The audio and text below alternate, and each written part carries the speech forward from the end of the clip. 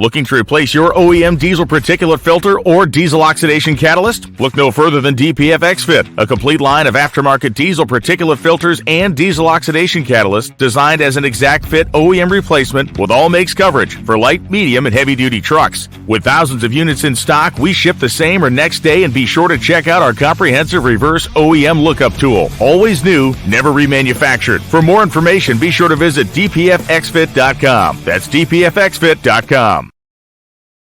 For more than a decade, FTI has strived to become the leader in the aftermarket performance transmission and converter industry.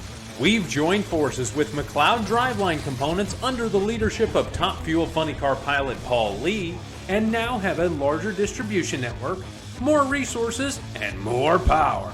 Come see us in the pits and ask how you can join the FTI family. It's not cheating, it is the competitive edge. This is WFO Radio. Hey, everybody, we are back following the Toyota U.S. Nationals. That's right, we got the winners, baby. The winners are going to be on WFO Radio right now. We've got Austin Prock. He is in the ready room, about to come on the show, talk about one of the most dominant funny car victories that I've seen, maybe in history. A little revenge. He got some revenge for something that happened 2 generations ago, decades ago. It's so awesome. It's a great story. If you're a fan of John Force Racing, if you're a fan of Austin Prock, if you're a fan of NHRA and the upcoming countdown, we need you to share this show. Yeah, we're on later on in the week because I needed to recover. The vocals were down. It was tough, but we had a great time out there. Also scheduled to be on this show, Aaron Stanfield, Pro Stock winner, the first ever to double up at the U.S. Nationals. Think about that. That is insane to double up, 1 Pro Stock, 1 Factory X, and Aaron Stanfield scheduled to be on this show. Also on the show, our Flex Jet Factory Showdown winner, Kevin Skinner, and the voice of the NHRA, Alan Reinhart, going to give us a debrief session on all that he saw out there at the Big Go. The big sponsors of WFO, we're going to tell you all about them, but what we want to do is we want to get to Austin right at the hit.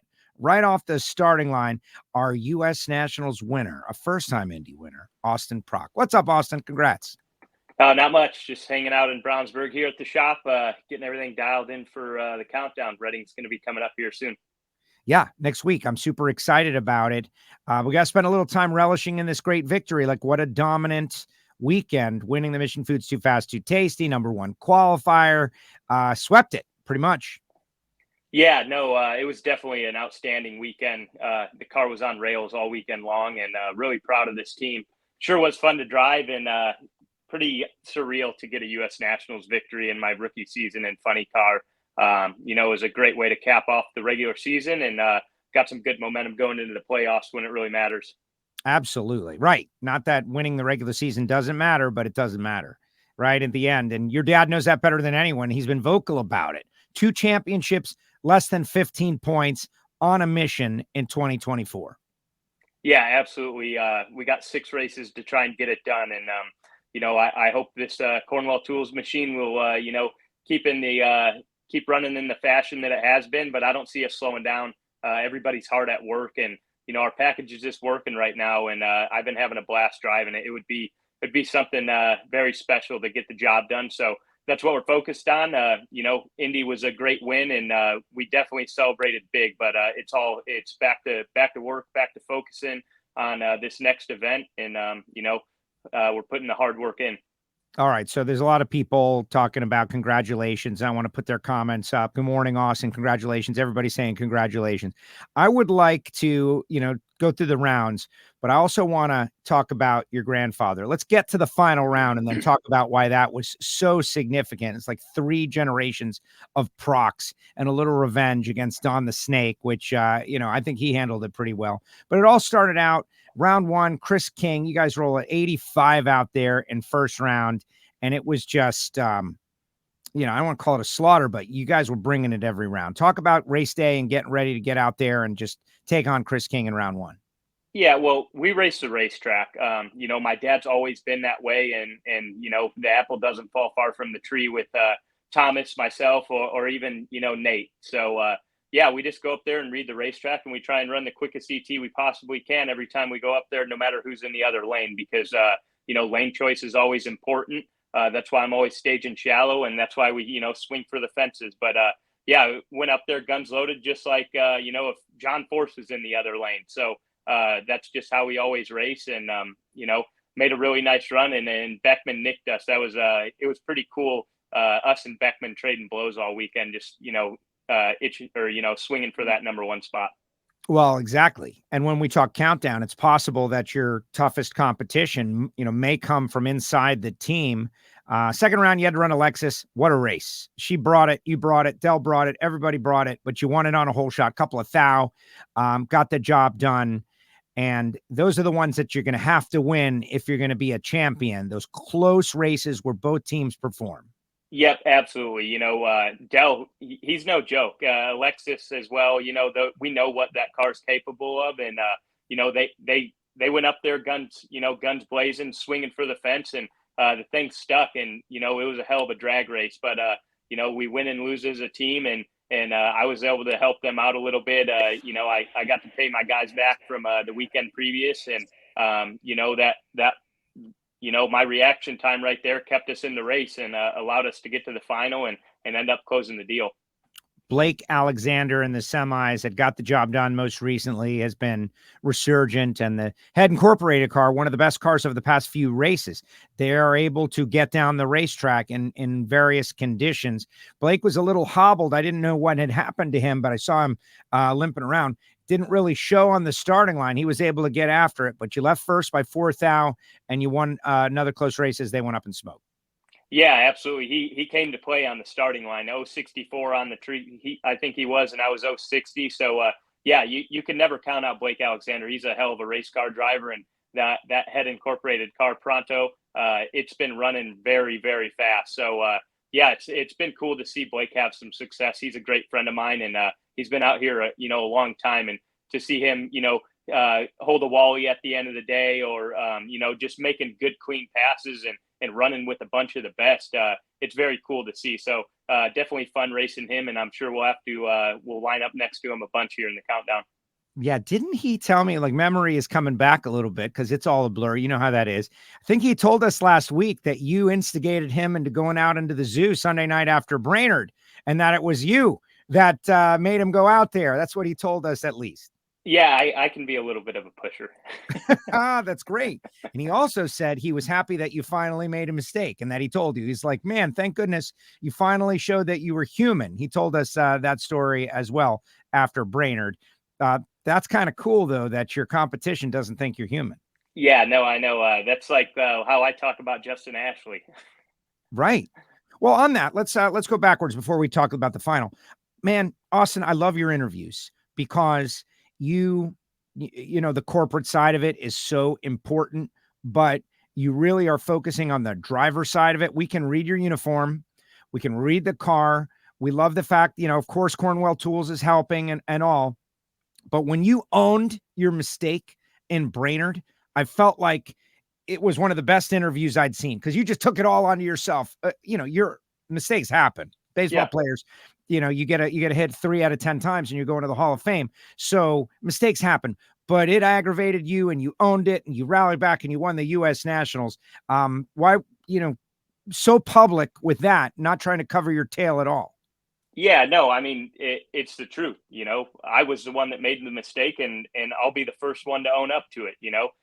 There's no reason lying about it or blaming someone else. I mean, that's just weak, to be honest. You gotta take your hits and come back swinging the next week. And I had a point to prove. I wanted to, prove to myself first, prove to my family, my team, and prove to everyone else that, I can get hit like that, and I'm going to stand right back up and pick up where I left off. So, it was a great weekend, a good recovery for me. I got my swagger back, I feel like, and we ended up getting the job done at the biggest race of the year. And to be honest, from start to finish, from Friday night to Monday evening, those were the best runs I've made in my career. The most true straight runs.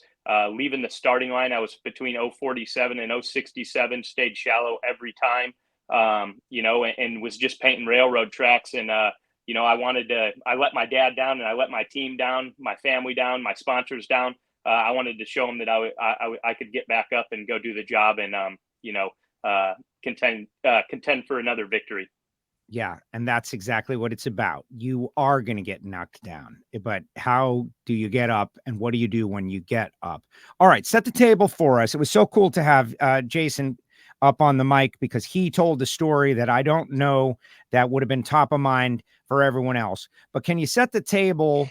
As I understand it, your grandfather, Tom Prock, was in the final round against Snake in like 1973. You know, here we are, 2024. The grandson comes back to get vengeance, right? It's very Game of Thrones, old world, generations of drag racing, the great houses.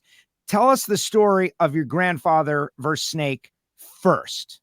Yeah, so it was my grandpa's best finish at the U.S. Nationals. He made it to the semifinals, and previous to this race, semifinals was my best as well. So, but I knew that he went to the semifinals. I knew that he raced Snake, but I didn't realize that it was in that same Army car that Caps was driving there at the U.S. Nationals this weekend, the tribute car. And we raced, you know, Ron Caps and Don Perdome in the final round, and we got a little bit of revenge on him for my grandpa. So it's funny how things like that work out. Definitely a wild story. You know, I guess it's just part of God's plan, and it was pretty cool to take that car down for him. Absolutely. All right, so let's watch Joe's eye view. Right, we got the NHRA on Fox view, but I think you might enjoy my view, because everybody on the starting line, it's in two halves. I'm going to keep the volume down a little bit. Feel free to comment over the top of it. You're in the car, but you haven't seen this. And I think it's going to be pretty cool to watch you battle the Snake and Caps, who had won was going for 3 consecutive U.S. Nationals. This is insane. We'll be able to hear you if you want to comment over the top of this. Here we go. Okay. U.S. Army tribute car. And Austin Rock's father, Jim, and brother Thomas are to take him off the same cue. Look at him, Austin. He's checking things out. Yeah, he almost looks nervous, pacing around. Yeah.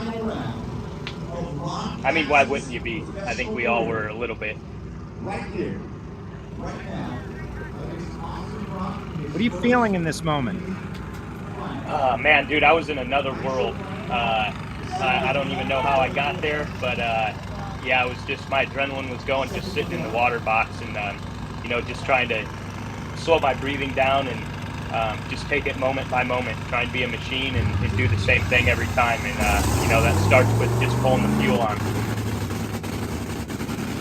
They were first to light. Yeah, our routine's pretty quick this year. I think we don't start first for anyone. Good. We got a quick routine. That's good.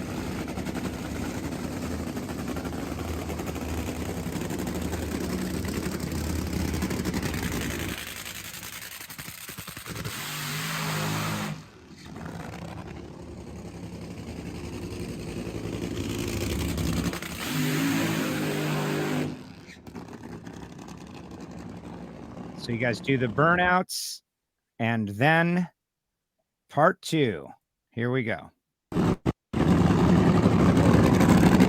want you to look at everybody on the starting line, Austin. How there's a mob on the starting line, and just both teams, like everybody associated, the bodies go up. Here we go. Walk us through what you see.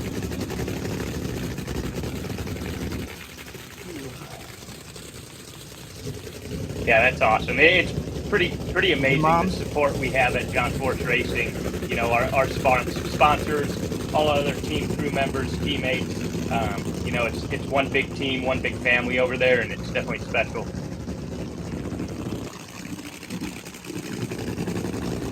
To me, this is the best thing about my job, to be able to experience this and in between the teams, you know? Yeah. Feeling it. Here we go.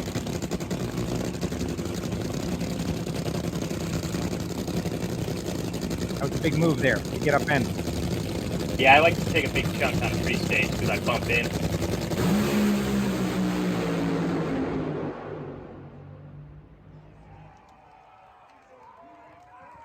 See, those are the moments I miss, driving. I love driving the race car, but there literally is nothing better than the celebration on the starting line with everyone.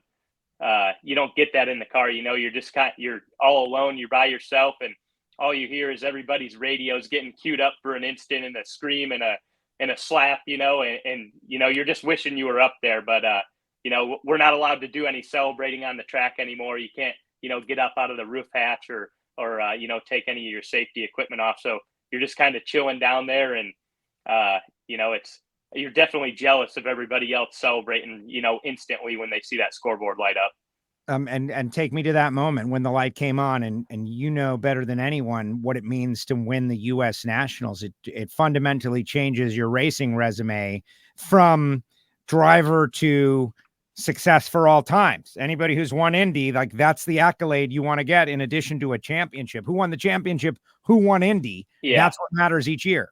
Yeah, for sure. I mean, I remember seeing that thing come on, and hearing my brother get over the radio and say we did it, and it was definitely, that run was almost slow motion. Like, I stood on the gas. I knew I got a hold of the Christmas tree. I got probably up to the 330, and I don't think I've ever pushed that throttle pedal so hard into the stop. Like, I remember, like, physically just like jamming my leg into it, like, go baby, go. And it was just a clean, straight, true, perfect run. And get the laundry out early for the cameras, and that wind light came on, and it was pretty sweet. So it's a memory I'll have for a lifetime. And to get out at the top end and speak to Amanda and hear the words, you're a U.S. Nationals champ, is pretty spectacular. And listening to my dad's interview, you could hear the emotion in everyone's voice. And those are what these moments are about, is doing it with,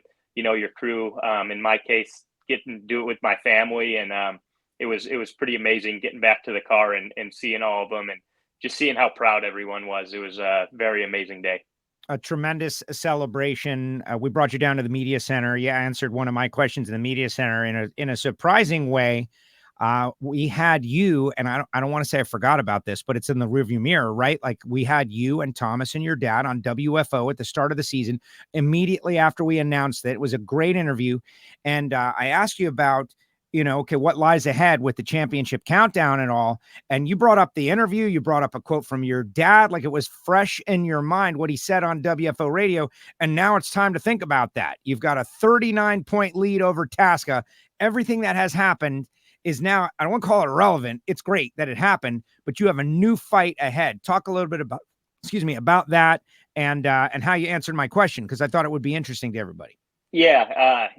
It's, it's the same for everyone, but we went from a 18 round lead, over second to pretty much a 2-round lead. So, or a 1.5 round lead, I guess you could call it. But I mean, same job. To be honest, I told myself this morning, you start thinking about these things, and you shouldn't really, but I plan on not even counting points, just go up there, do my job, let the guys do their job. Getting caught up in that pressure ain't going to be, helpful at all. I don't think it benefits anyone thinking about those things. So we just got to keep going up there and doing the same job. But when we were on WFO at the beginning of the year, there was the first interview, with me, my dad, and my brother. And, you were nice enough to have us on.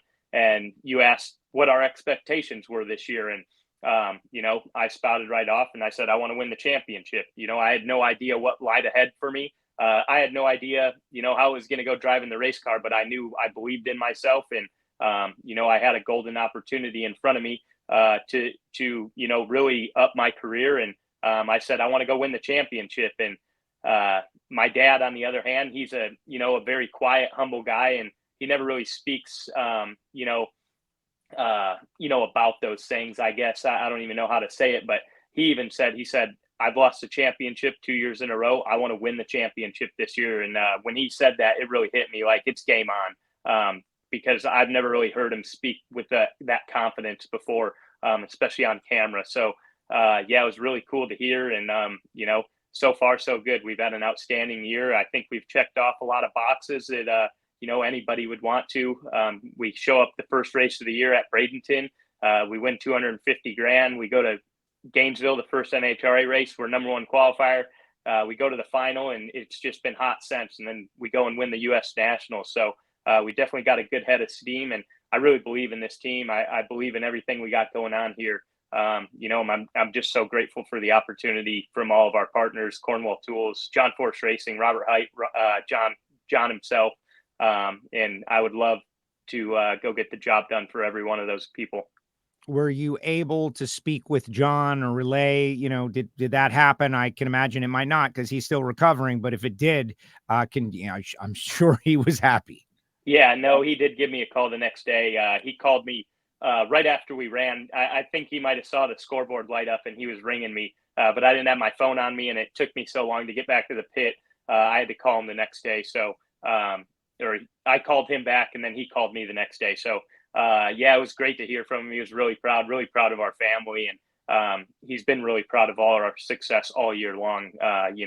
He was a little nervous throwing me in there at the beginning of the year, just because he knows how tough these race cars are to drive. And, you take a kid with, pretty minimal experience and throw him in a race car like this. He didn't really know what to expect. And after about 3 or 4 weeks, he was like, damn, I'm glad Robert Height talked me into this.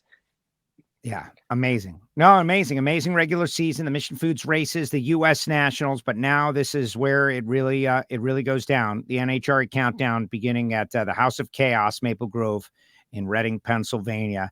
The way you guys have been running, it's tough. Anything can happen.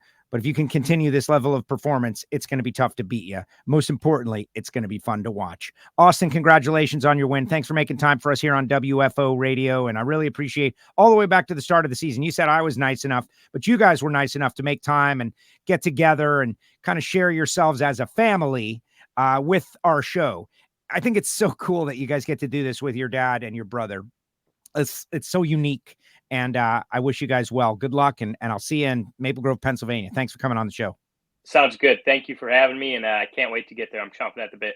I'm sure you are. You want to keep on racing. There he goes. U.S. Nationals winner, Austin Prock. Thank you, Austin. Appreciate you.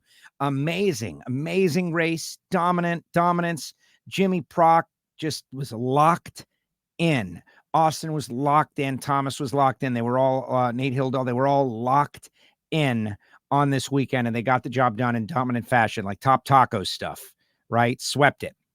All right, Alan Reinhart is next. I see him down there in the ready room. Before we get to Alan, though, I want to let you know about some people who make it possible for me to go WFO Radio, as you know.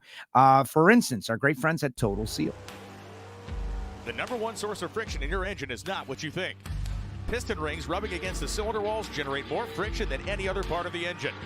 More friction and temperature means more wear and less horsepower. Fortunately, the team at Total Seal knows how to reduce friction and wear through innovative piston ring design.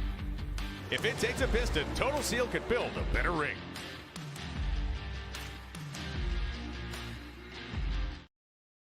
Also want to mention the folks at Bernie's Speed Shop. Bernie's in Ocala, Florida. Got some big things going on. Josh Hart and team, they will contend for the championship, but Bernie's always contends. BURNYZZ.com. Follow their social media. They've got exotic sports cars. They've got muscle cars. They've got classic cars. They sell on consignment. They sell overseas. So check out Bernie's, BURNYZZ.com. Also want to remind you about our friends at HusseyPerformance.net.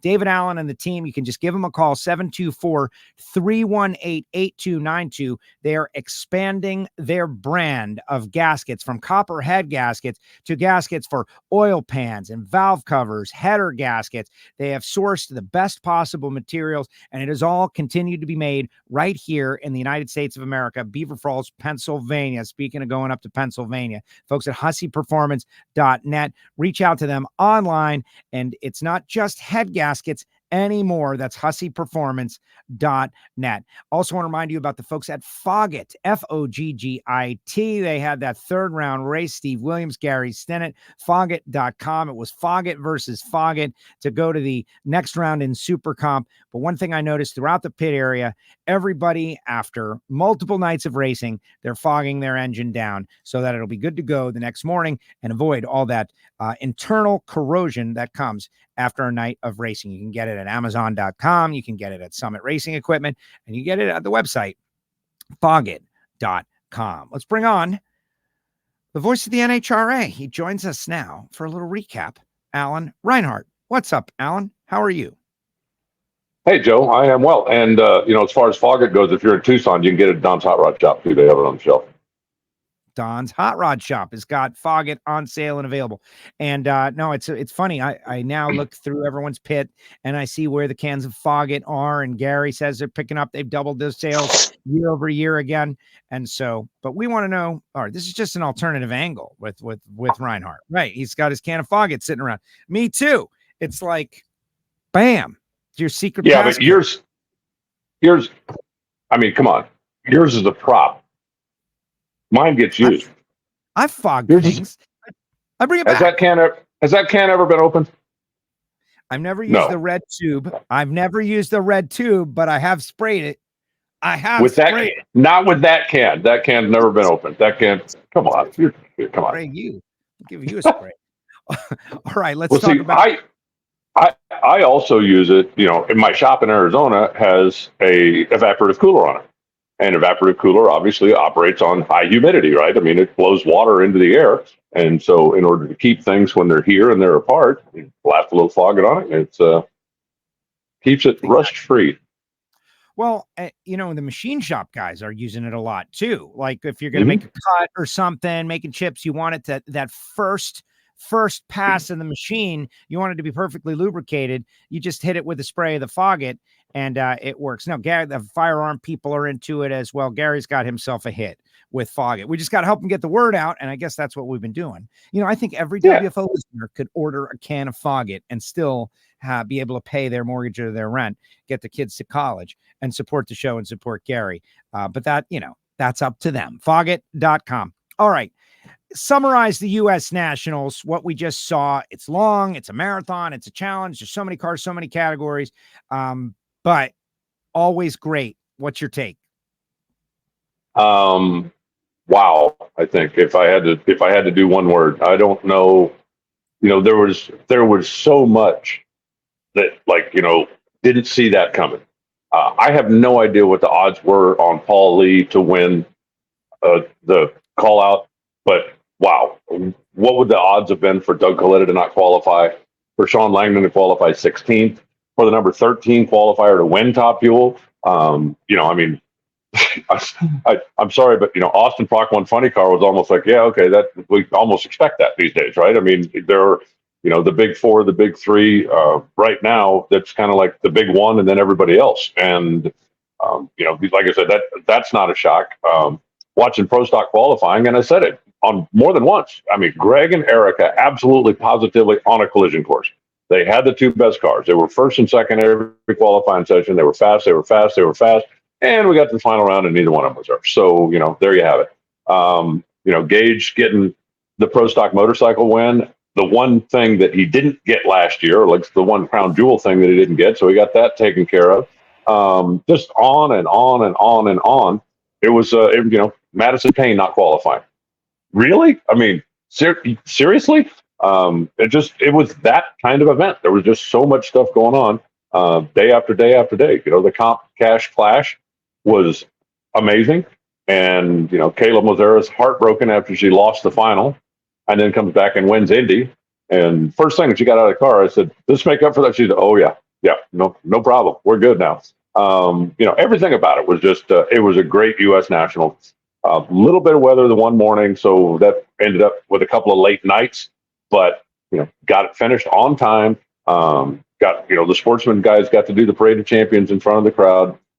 Unfortunately, there was, I guess, a TV glitch, and I really don't understand exactly what the thing was, but they had to come back and kind of re-rack some of the sportsman stuff for the NHRA.TV feed. But for the people that were in the house, if that was anybody's first time to come to an NHRA event, and at the end of the day you went, I don't know, hope the next one's better. Thanks for giving us a shot, but the next one's not going to be better. That was pretty amazing, right? Yeah. So I know a little bit about what happened with it. From what I understand, it was an internet service provider issue. And anybody who has tried to access the internet knows apparently those internet service providers are pretty critical to you accessing the internet. And so I've heard, yeah. That's right. It's like, oh, I'm getting a text like, hey, we're down. Like, oh, okay. Found out later, internet service provider issue. But here's the deal. What I thought was very cool of the folks in the truck or whoever made the decision to, after it was all over, I was on the stage. Jason was going up to interview the drivers. They asked me to go up there and tell everybody on NHRA TV, hey, we know you missed it. We're going to play them all back. And that's where it started. I didn't know that they had missed the interviews. And so they brought the drivers back. Like, that's so great to document all of those interviews, and everybody who hung around on NHRA.TV, they got to see the final rounds, even though we did have a glitch in our internet service provider. But like, good effort. All but one, Alan, all but one. Which one? Kevin Skinner, who is on WFO today. Okay. He was probably on his way to Holbrooks to get the motor out of the car. So he had the engine in a bucket, and it was the last thing I think on their mind to go celebrate their win in the U.S. Nationals. They got on a bye run after they scattered it, like literal parts on the track. It makes perfect sense that, like, I wish it had worked differently and they ended up on the Parade of Champions. But we're going to talk to Kevin today, not long from now, and find out about his Indy. Because after all, he did win Indy. Let's talk about Top Fuel, though. Let's focus in. Clay Millican, he is so popular. Like, he is so joyful when he wins. He said in the media center, nothing will beat Bristol. Makes perfect sense. First win. But this was tremendous, especially since Rick Ware was in the house. Made the flight, not that it's a long flight, but come out on Monday, spend time with the team. They had Arby's on for the first time. So great. We can all say we have the meats. And they sure did. They won the big go. Yeah, from the number 13 qualifying spot. And, the last person to win Top Fuel from the number 13 qualifying spot was Terry McMillan when he won Indy 2018. So, it's a pretty rare occurrence for that to happen. But, the way the field was, when your reigning world champion doesn't qualify, then I think that pretty much tells you that there ain't no ducks on that pond. When the guy who's number 2 in points coming in is the number 16 qualifier, the part-timers that came out and just ripped, TJ Zizzo probably, well, I can't say probably. TJ Zizzo had a legitimate shot at being the number 1 qualifier if the blower belt hadn't broken. On Friday night, he was on one, and the belt broke before he got to the finish line, but he still ended up solidly in the top half of the field. Trip Tatum solidly in the top half of the field. So, that's 2 spots right there. And with 20 cars on the property, somebody is going to get blasted. I said last week that it wouldn't surprise me a bit if a big name, household name, regular player ended up being a spectator, but I would have never in 1,000 years thought it was going to be Doug Coletta.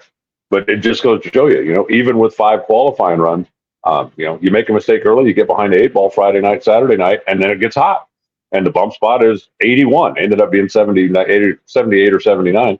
But, when Doug Coletta made his run in Q5 and got in on the bump, I don't think there was a person in the place, and I'm including Alan Johnson, that thought that was going to stand, because he knew Sean Langdon was still behind him, and he knew they just bumped out Jasmine Salinas, and you expect one or both of those cars to be able to run better than 79, and well, one of them did. So Doug ended up watching from the sidelines, and then they had stayed and tested on Tuesday. I as they should, getting ready to go to the countdown. C5 Pete says I lost. They said we're going to get these more and more, Alan. I bet $10 on Doug winning Top Fuel. Too bad I placed that bet prior to the end of qualifying. LOL. Yes, Pete, welcome to gambling. That is, I think, the first ever NHRA, bad beat story. Well, I will tell if you bet $10 on Doug to win the event after qualifying was over, then you're an idiot. But if you did it before qualifying, then I can see that. Good note. Yeah, there was a class. I'm trying to remember who it was. Somebody when one of the casinos in Las Vegas used to do the odds. And I don't remember the exact thing, but basically there was a prop bet about, who's going to win more rounds, Joe or Alan. And Alan didn't qualify. And the guy beat feet down to the casino to put $100 on Joe. And the guys went, yeah, sorry. No, you got to do that a little sooner in the weekend. exactly. Well, the play NHRA adoption is, it's going up. It's people are understanding and learning. And although Steve Torrence, good race, Tony Stewart, another good race. Yes. Brittany Force makes the countdown. She had to fight her way in, and she did. She fought her way in, got a little help when Josh Hart lost in round number 2. Drama everywhere. Drama brought by having so many good quality cars. Those big, traveling teams not making it. I think the fans, they're not rooting for one of them to miss. They like the drama, and they got it in spades. Well, I love a good final qualifying session when you've got 22 quality cars, right? When hey, you're out. Hey, you're in. The Pro Mod final qualifying session was great. When Castellano out, dives in. I think he was 13th. And I legitimately said, hey, right, great run. He's 13th. And I'm sitting there doing the math in my head going, going to be close. And he ended up, 15th or 16th or something when it was all over with. But that, to me, is a really fun session when, it's put up or pack up time and you got to perform. And, the cars that do, especially if you end up down close to the bottom, okay, well, now I did what I had to do. So let's go sit over here and chew on our fingernails for a while until we figure out if we're going to be servicing the car tonight or just packing it up and taking the awning. Yeah, that's what drag racing is supposed to be. All right, let's bring on our Jet Factory Stock Showdown winner and his first and only interview. And it was an expensive win. So let's celebrate it. Joining us now, he drives a car called the Black Hammer, Mr. Kevin Skinner. Kevin, welcome. Congratulations, Indy winner. You did it. Thank you. Yeah, it feels good to finally get a win under the belt. Right? You've been fighting this fight for a long time. You've had a fast car for a long time, but this is not just a win. This is the win, the career-defining win, the one that everybody wants. Tell us, about the race weekend and lead us into that final round. Oh, yeah. Joe, I'm not hearing him. You're not hearing him? Huh. I'm not hearing him. Do you hear Alan, Kevin? Yeah. Oh, wait, I got you now. All right. There you go. Okay, I don't know what that was. I got you now. Okay. Go ahead, Kevin. All right. I have a celebrity drop in here, so. Oh, well, of course. Jerron Settles. Oh, my gosh. Jerron Settles. He's painting something. Look at Jerron. All right. Jerron. He's going to pay my Barracuda this afternoon. Jerron is like one of those U.S. Nationals runners-up, Kevin, something that you are not. You don't have to worry about that. No. Sorry, Jerron. Don't tell him, Reinhart. All right, go ahead, Kevin. They're making fun of you. It's just Indy. It's a long week for sure, and definitely this race for us is a 5-round race, so it definitely put a little more pressure on it. So then we were able to get through first round with Pete Gasco, then second round with Kim Shirley, and then third round we were meeting up with Jason Deach, who's the #1 qualifier, and it was late at night, so then definitely had the car tuned up a little more than we should have, come to find out later. So, but we were able to get through that round when his car veered to the right. So then that set us up for fourth round with Scott Libisher. Raced him quite a bit before. Got through that round as well in a pretty tight race, 92 to 97. And then the final round was just kind of chaos there after that because Raymond Nash couldn't get his car started, and pulling up there, obviously the starter signals that we have a single, and it's kind of one of those like surreal moments that when you're the winner already, but then you pull up, see everybody in the fans, and want to definitely make a good run, a good show for everybody, and pulled it into second gear, and the connecting rod let go is what we're finding out, but it's definitely kind of surreal. It was weird to get the win that way, but I mean, we've lost them in weird ways too, 5 times before. So, I mean, I guess take them how you can get them. Yeah. Well, and what are you going to do? Like, go back and, we lost him. He just vanished down. He just vanished. So what are you going to have Jerron set on your, there you go. Okay. Now he's back. He is back. Yeah. the alternative, right? Like the idea that maybe something's wrong with the car. Did you have any indication? Just cruise it down. I admire what you did for the fans, Right. up until it starts to go away. Tell me about that feeling, because you left parts on the track, so it was a Right. big boomer. Yeah. Not really, because then the thing was Sunday, it cooled off super quick. Like we had the car set up to run in the heat for sure, and then it probably dropped 2,000 feet of density altitude within a few hours. So then we're set up to run that. So then third round ran Deech, and actually for just recently we finally took the rear view mirrors off the car, so I can't look, I can't see them, and we don't have radios. So it's like I'm just gonna keep going if I can. So then we bounced it off the rev limiter quite a bit that run, which was in hindsight probably what did it in. Then second round or Monday morning, my dad and I got up, we changed the rear gear to like keep the car safe and make that run against Scott. Well, the car slowed down, but we just changed the gear. So it's kind of like, well, it's the gear. We don't know what it is, but it's not making any noise. Oil pressure's good. You know, we look at race pack every run.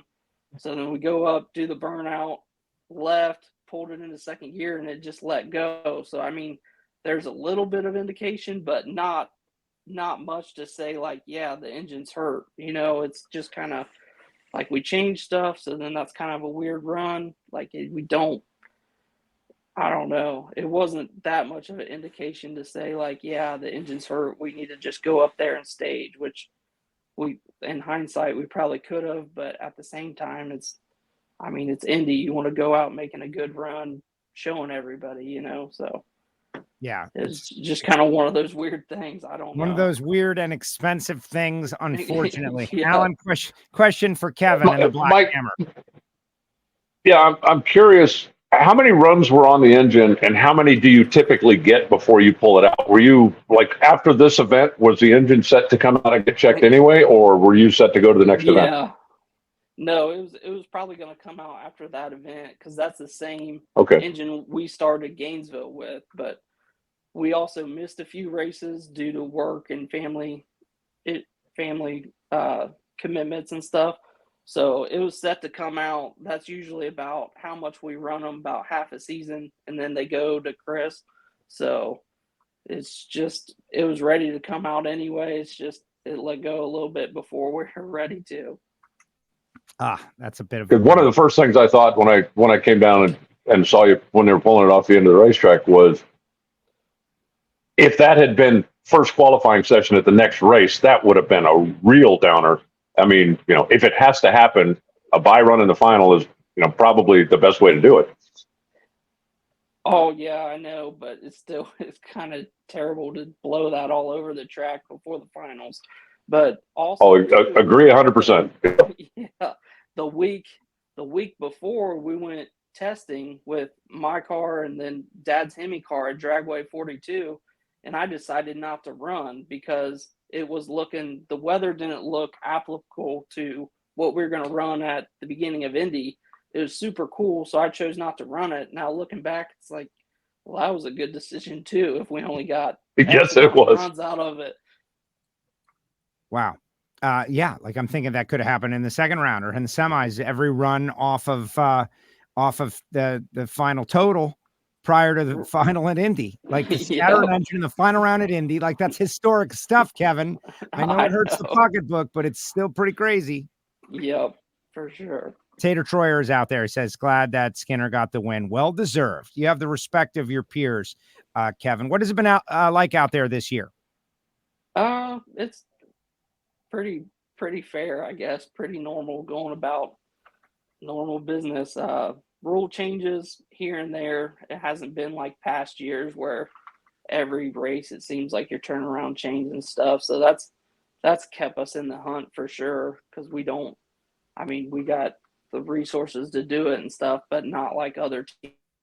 They can go out and test all the time and that. So that's worked in our favor a little bit. Excellent. Excellent. Who you Kevin, want to for thank? fans that don't follow, I'm sorry, for Go ahead. fans that don't follow the class, what do you do when you're not racing? What is, who is Kevin Skinner away from the racetrack? Away from the racetrack, I work at our family business, Skinner Diesel Service. It's a large truck garage here in Central Ohio. We pretty much do everything but tires on an 18-wheeler. We got regular service, trailer shop, body shop, electric shop, radiators, driveline rebuild. We sell parts, so keep the trucks rolling across America. Very important.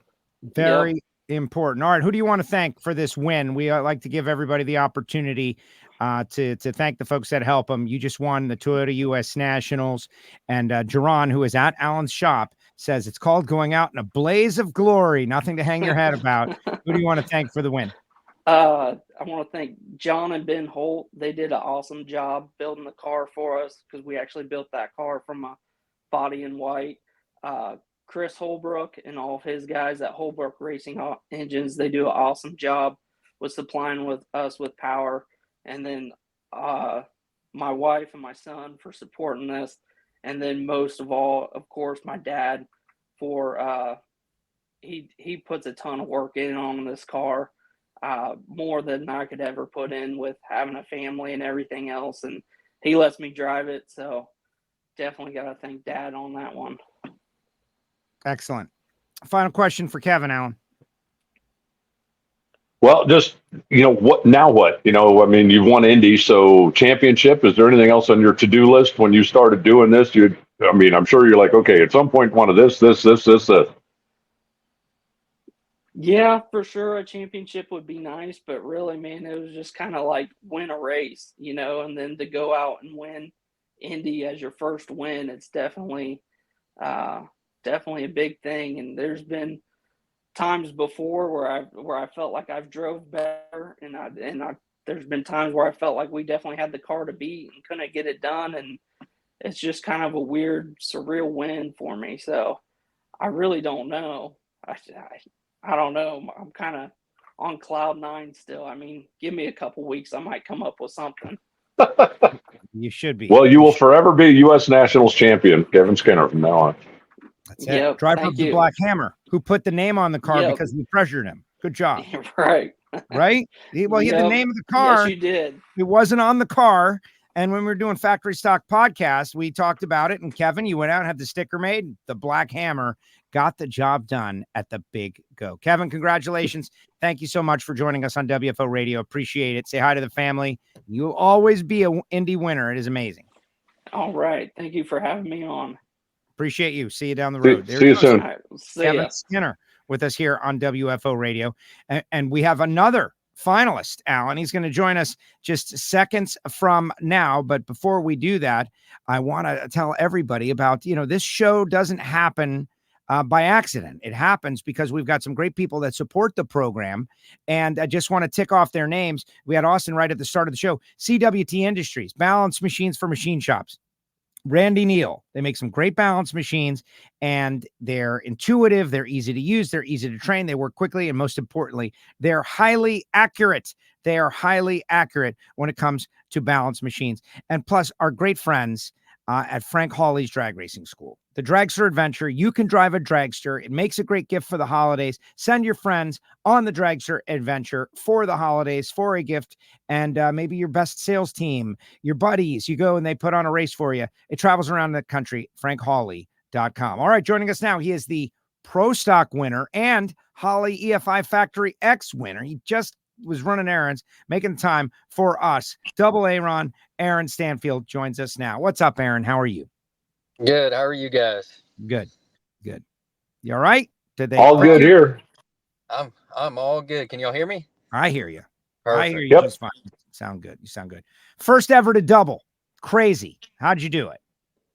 Man, I still can't believe it, but like we've talked before, Joe, you know how many people it takes, how many great people it takes on both sides of things to be able to have the car that you can, win in both of them on the same day. And, I was pretty, Indy's kicked my butt in that Pro Stock car the past couple years. So of course I was pretty hungry there. And and being that it was my first race in Factory X at Indy, and a couple things, I've been close to doubling up a couple times this year and haven't gotten it done, and I think that was pretty heavy on my mind. Alan, question for Aaron. Your wife sent me a text message on Sunday morning and said, "Has anybody ever doubled at Indy?"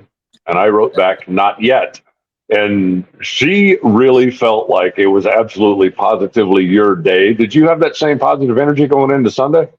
Or well, she gave me that kind of same text the morning Monday morning, but no, I mean it was a battle of a weekend for me. We fought a couple issues between some of our customer cars, and even my Factory X car. I heard an engine in the last qualifying session. My bullet, as I call it, but it didn't start great. But so.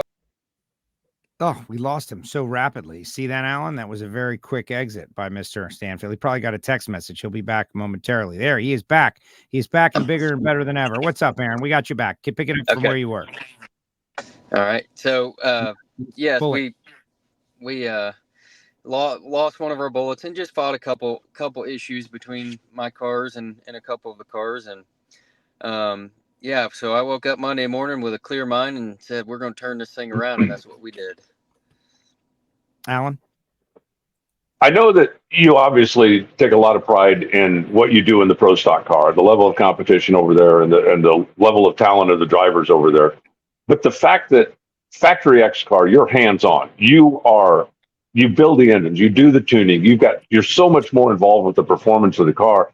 I got to believe there's a little extra pride there that you didn't just get that one done by driving it. You got that one done with every aspect of the performance of the machine. Oh, for sure. It definitely, I spend just about every day working on, our factory stock program and among our other sportsman engines. So yes, it definitely, I take a lot of pride in the fact that it is something I have my own two hands on.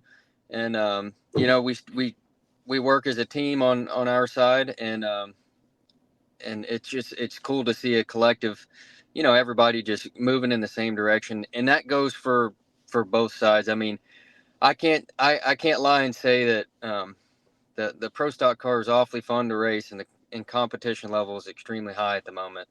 So yes, it feels good, and it feels like a huge accomplishment when you win. And I've got a lot of super passionate people around me on the pro stock car and the Factory X car, so it just pushes me to be better and do a better job behind the wheel. And I just don't want to let my team down, because I know how hard they've worked. I know what they've sacrificed, and it's important to me. Not an easy day at the races. Hartford, first round. You're 24. You needed all of that. Got around Corey Reed. Then, Greg Anderson. I hear he's good. And he was dominant throughout qualifying until that moment, setting up a final round with another 5-time champ, Jed Coughlin. You're 17 on the tree in the final round, Aaron. To be able to get up to those teen lights, that's what you've been shooting for all year long. You told us early in the year that's where you're going to need to live if you're going to win a championship, and you were able to get there for the final round of the U.S. Nationals. Just, walk us through that final and talk about that 17 reaction time. Do you feel like you can bring that when you need to?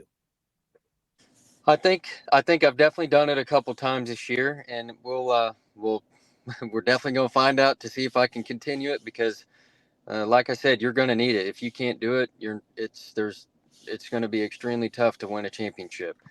But I think at the end of the day, whenever I race Jet Coughlin, I know what to expect in the other lane. Like he's one of the best. I grew up watching him, and he's one of the ones I looked up to.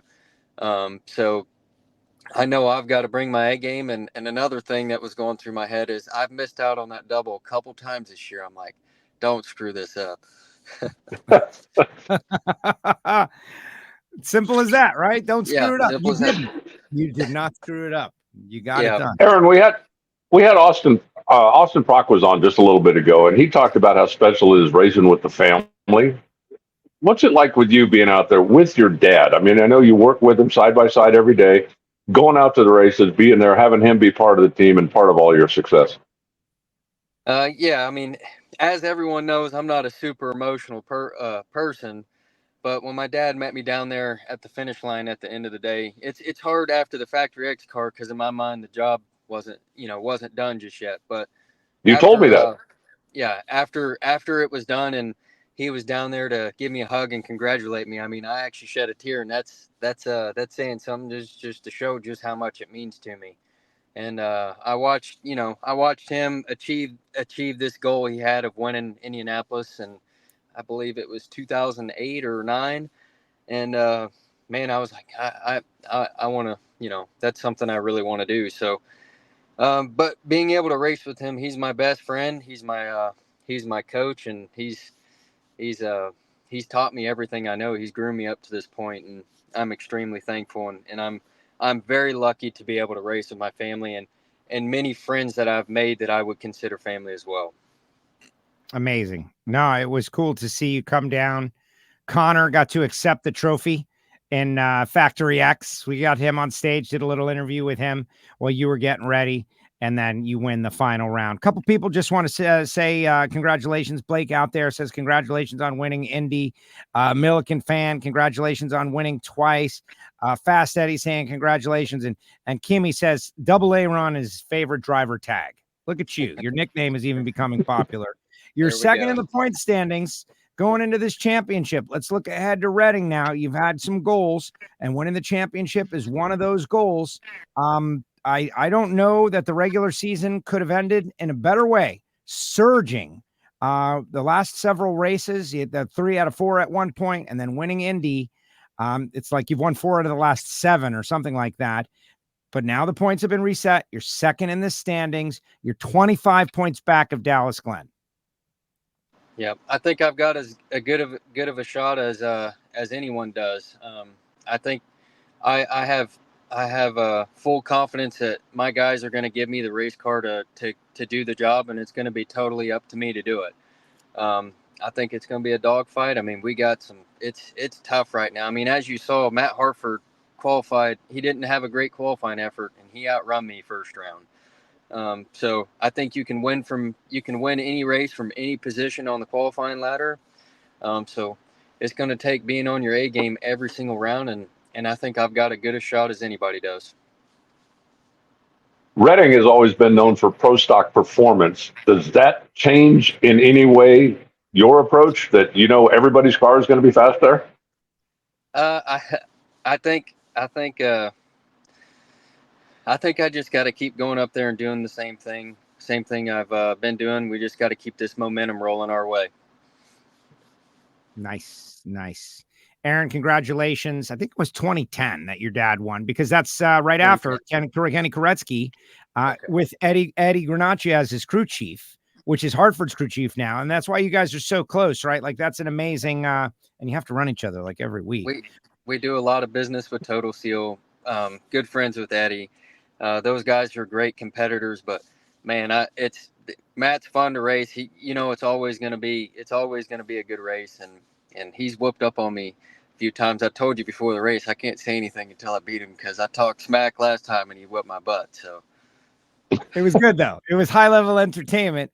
So speaking of smack talk, look who's out there. Joe Lee says that Oakley is hard on you too.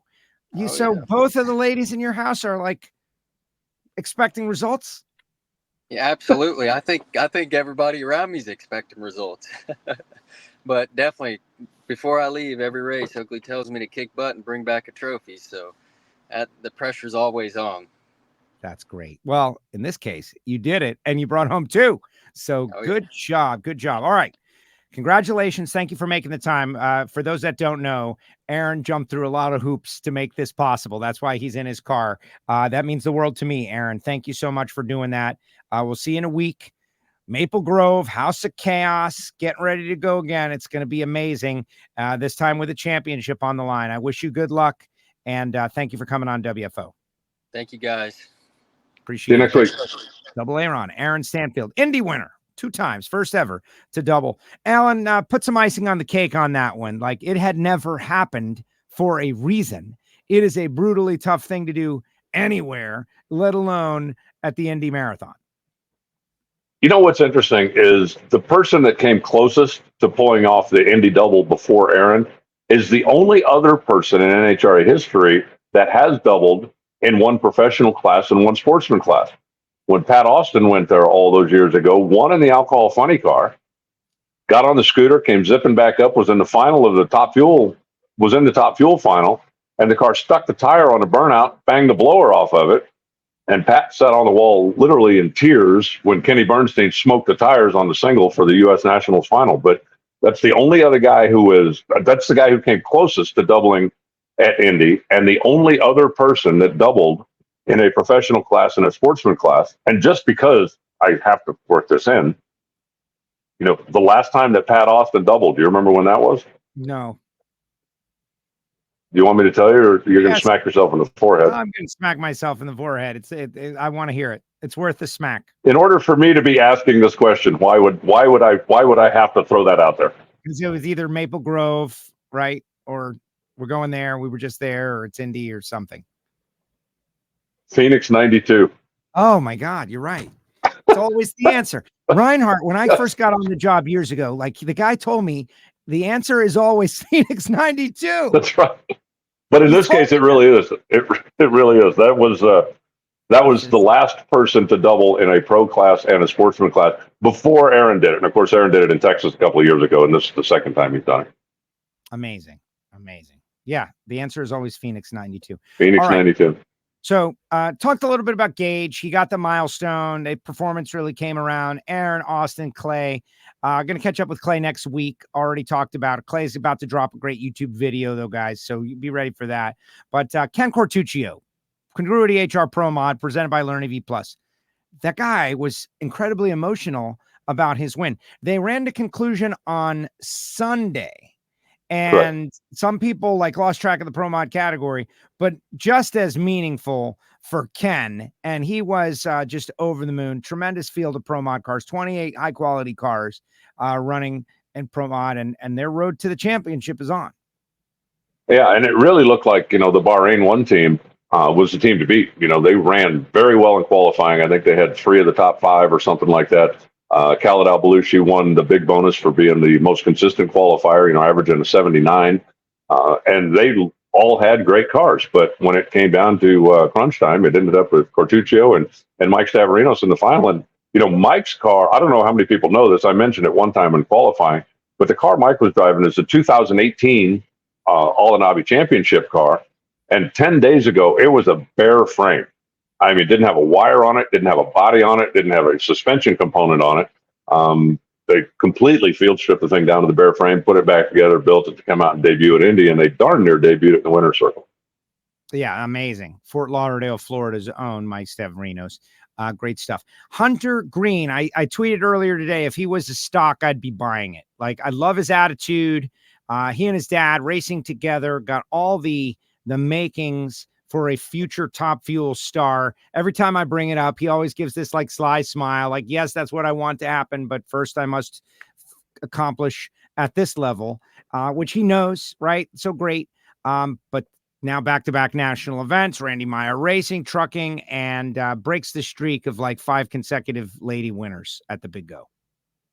Yeah, and, he's sitting pretty good in the points as well. Nobody has really been dominant as far as the alcohol dragster category this year. Usually by now somebody's got 4 wins or 5 wins, chalked up, and everybody's chasing somebody. But it really had been a pretty wide open affair. Hunter is the point leader, and, he's looking pretty good to try to close it out and put the number 1 on the side. I think you have to mention, what Angel and her team did, making it to the final round and then getting shut off on the starting line with an oil leak. Heartbreaking. Fortunately, Hunter made a good run, right? If he goes out there and smokes the tires or rattles, then that just makes you feel even worse. But, Angel came pretty close to picking up her first alcohol dragster win and doing it in the biggest show there is. Yeah, hats off to them. Halleck brothers, Hank Siffers, and Angel. She's obviously learning and going through the process and getting better and better, as we all knew she would. But it's happening, and you're right. That to have a oil hose burst on the starting line, just terrible stuff. Sean Bellemere, 3 consecutive, 4 total.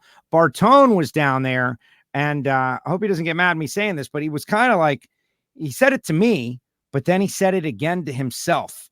That just doesn't happen. 3 consecutive indies. He goes,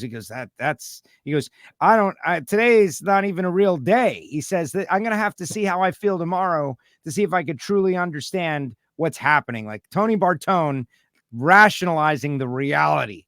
Amazing. Well, it's a pretty amazing team that he's put together. They have the budget that they need. They have Steve Boggs, which is a great secret weapon. And they have Sean, who is, getting off the starting line first. I don't know what his percentage is, but I bet it's 80% or close to that. And, that's a killer combination. For Stan Sipos to make the final round, I thought was kind of cool. In his, comeback tour, the fact that he had a, trans brake torque converter issue in the final, was unable to keep the thing stayed. I just thought it was interesting when they were in the final. I looked up a couple of quick stats. Those two have no common opponents before Stan came back this year. When he was racing previously, Stan Sipos' last final round before Indy, Sean Bellemere hadn't started racing junior dragsters yet. How's that for a stat? Crazy. Crazy. But only in drag racing. That doesn't happen anywhere else. And some people are like, these guys aren't physical specimens like the NBA and physical specimens like the Formula One racers. No, but we have cool stats like that. Like a guy can come in and fall in love with drag racing and then take some time off to go become a successful business person or, whatever, and then come back and still have a high level career, even though he is a little older. That's, I think it's a good thing and unique to drag racing. Well, I do too. And, you certainly, being in shape is going to help you perform better no matter what you're doing. And, Stan, even though he is, a few years older, is still in pretty good shape. But one thing about drag racing is, you certainly don't need the stamina that you would need to be a marathon runner or to do something else like that. Because, as John Forster said 100 times, I let the car do the running for me. But, being in shape and being in good physical condition is going to help you perform better no matter what. And Stan certainly is in good physical condition, even if he did take a couple of decades off. Mentioned Kayla Mazeras. She did great on the stage. The interview that I guess didn't make it to the public, but she was great. A lot of emotion there. Great win by Kayla. Larry Hodge wins in super stock. Larry was also very emotional. You could see it kind of pouring over him, the reality that he had won the big go. Well, it's a big deal, no matter who you are, no matter what class you're in, to be able to say, I'm a U.S. Nationals champ. And, when you look at the fact that, stock and super stock are both 128 car qualified fields, and we sent cars home. So, everybody that was in the field certainly deserved to be there. And when you've got to win that many rounds, you've got to stay focused day after day and night after night. Those guys ran first round on Saturday night, 9:00. And then they come back and run second round, Sunday afternoon or evening. And then you come back Monday and you got to just again and again and again. And you've got to be sharp, during the day. You got to be sharp at night. You got to be able to get the car dialed during a whole lot of different weather conditions without practice runs in the middle, because in a 128 car field, it's, buy runs only show up if somebody breaks. So it's not like, okay, we got the buy next round, we can, get a little tune-up data or get a little, take a test run. It just doesn't happen. You've got to, every round, every different condition, every different time of day, be able to stay focused and keep doing your job. So that's another reason that the Indy win is so special, because it is so difficult to do, not just because there's so many cars, not just because there's so many days, but because you have to be good in so many different conditions, whether it's weather, whether it's time of day, whether it's light, whether it's anything. In order to close that out, it's a tough deal. Got the job done. Josh Decker in stock eliminator, the other part of that 128 car field, amazing. And then the .90 classes, two different sides of the coin. Trinae Crisoni wins in super comp and beats Jason Kenny, who to me, I don't know how to say it. Like the racing gods, what's going on, racing gods? What did Jason Kenny do to deserve this? 3 consecutive runner-ups at the U.S. Nationals. After the first one, he's going rounds last year, and I'm thinking, man, this guy is going to go out there and he's going to win it, and it's going to be like a great comeback story. And he runner-up again, so 2 runner-ups in a row. And so this year, this guy's going rounds, and I said to myself, I'm not saying nothing. I'm not going to mention it. If you don't know that Jason Kenney has runner-up in 2 consecutive U.S. Nationals, I'm not going to be the one to make a big deal on the story because I felt like, the racing gods and shining a spotlight on something negative like that. Or is it negative? Is it positive? I don't know. It's all depends on what happens. He gets to the final round. Runners up at 3 consecutive U.S. Nationals. Great for Trene. Amazing win. The Larice guys were super stoked. But what do you do after? Yeah, you got to come back and you got to win the 4th one, man. You got to win. Runner up, win. Jason Kenney. And I have no doubt this kid's going to do it. Well, the crazy stat, I'd have to go back and look at it, but the crazy stat is that the Larice team has been to like 10 races, I think. And they've had a car at least in the final in something like 8 of them. I mean, it's ridiculous that they, you can just count on one of their cars is going to be in the late rounds. And if you're in that many final rounds, you're going to win a bunch of them. And if you're Jason, I mean, obviously you got a feel for the guy, but I still believe, as much as everybody wants to win, and as disappointing as it is to go that far, there's 149 guys that would have loved to trade places with him. And there's only one that wouldn't. That's still a pretty good day at the office. You look at what Jason has accomplished, the number of top 10 finishes he has nationally, the number of division championships that he's won. This one he hasn't conquered yet. But that is in no way a reflection on, his ability to drive that race car and get the job done.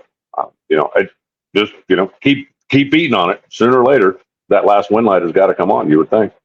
You would think, right? The Buffalo Bills references, whatnot. People are like, you want to make the Buffalo Bills out to be an unsuccessful franchise because they made 4 consecutive Super Bowls. That's not how it works. You get to the final round. It's a huge deal. Meanwhile, Bo Butner, 3 consecutive Super Gas wins. I think it's 24 consecutive rounds at the Big Go. Wrap your mind around that one, Alan. How does that make any kind of sense that Bo Butner is doing what he's doing in Super Gas, where it's really supposed to be impossible to do that? Well, and I'm not taking anything away from Bo. I mean, he obviously, what a great run he's had. I wish he hadn't had a bye run in the final. I wish it would have been more fun to see how that race played out had Steve Williams not been broke. But, I mean, he's just some kind of Indy magic. That's his home racetrack. He lives, an hour and a half south of there. And the place has always been pretty good to him over the years. And I think you get to the point now where, I think he's getting some intimidation wins because I honestly believe that, people pull up and look at him and go, wow, really? I mean, I got to race that guy who, hasn't been beat since, I don't know, the Eisenhower administration or something. And those things, all of that stuff helps. The fact that Bo's got so much confidence in the race car and in going to Indy because he's had such good fortune there. And I think, when your opponent pulls up and looks over and sees that guy in that car, you can't help but be a little bit intimidated. And all those things add up. Yeah, the run against Steve. I think that was at 3 cars, actually, Dalton in the final, but bummer. Steve had a lifter issue or something they were nursing. But yeah, I'm sorry, you're right. It was Dalton in the final. Yeah, because Steve, somebody went red and Steve's car went, 1080 or something, and then he came back wounded the next time and ran Bo. But yeah, you're correct. That was semifinal. The guy's amazing. Top sportsman Bill Yates, first time winner. Zach Sackman, who's been on a heater. Bill Yates won that race 28 years ago. Oh, yeah, Bill Yates won that race 28 years ago. Set your watch. 28 years. He was, and he doesn't look that old. Super Gas winner in 1996. Unbelievable. Set your watch. Every 28 years, Bill Yates wins Indy. Haley's Comet comes like 86 years. Bill Yates wins every 28. Zach Sackman and Top Dragster got the job done. He's rolling right now. Yes, he is. In whatever he touches. Top alcohol. Yeah, won Bowling Green in the alcohol dragster, was runner up in the top dragster, and knocked down a couple of rounds in the top sportsman car there as well. So he's on a bit of a roll right now. Amazing. Justin Ashley won the Too Fast, Too Tasty Challenge race.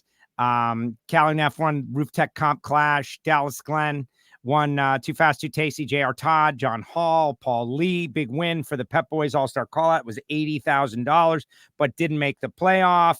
Final summary of the U.S. Nationals, and then we'll look ahead to the countdown and Maple Grove for a moment. Well, just I think, like I said at the beginning, wow, I thought it was great. We had, the little bit of the weather delay, but Mike Rice shuffling the schedule, making sure that we could run stock and super stock class to a conclusion. The debut of the newly sponsored, McCandless and Sox and Martin Hemi Challenge certainly didn't disappoint. It was just a really competitive, fun race all the way across. From getting there on Wednesday and doing all the test and tune stuff and the qualifying, and then Thursday class eliminations day, and then on and on and on. The beautiful thing about Indy is there's something special every day that goes on, and being a part of every day of it was cool. I'm very grateful to be there and be involved again. And for me, it was fun to be at the top end of the racetrack. I don't know if you can see it, but I'm like all sunburned and peeling because I didn't get on the sunscreen program until later on in the weekend.